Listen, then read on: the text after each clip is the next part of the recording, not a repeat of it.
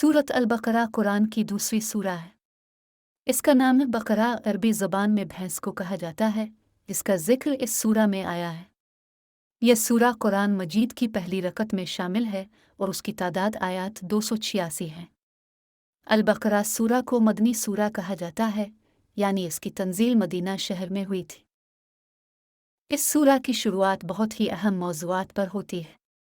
इसका आगाज़ तौहीदी मसलों के साथ होता है, जैसे खुदा की मौजूदगी, इसके वजूद का सबूत और इंसान की खलकत का मकसद।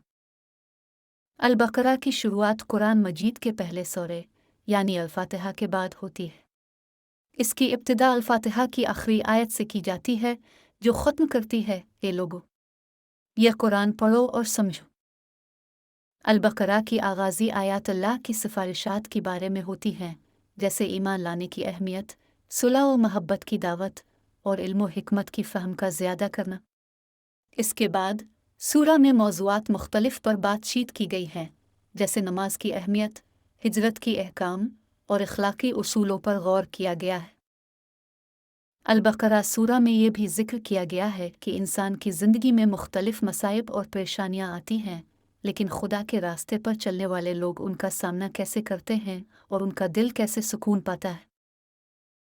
इस सूरा में कुरानी अहकाम के अलावा अहम तारीख़ी वाक़यात भी ज़िक्र किए गए हैं, जैसे अदम अलैहिस्सलाम की क़िस्सा, बनी इसराइल की कौम के हालात और उम्मत की पेचीदगी की मसले। सूरा अल-बकरा कुरान की रोशनी में इंसान की ज़िंदगी के तमाम पहलुओं को गौर से देखती है और उसके ज़रिए हमें एक नेक और पुरसुकून ज़िंदगी गुजारने की हिदायत फ़राहम करती है।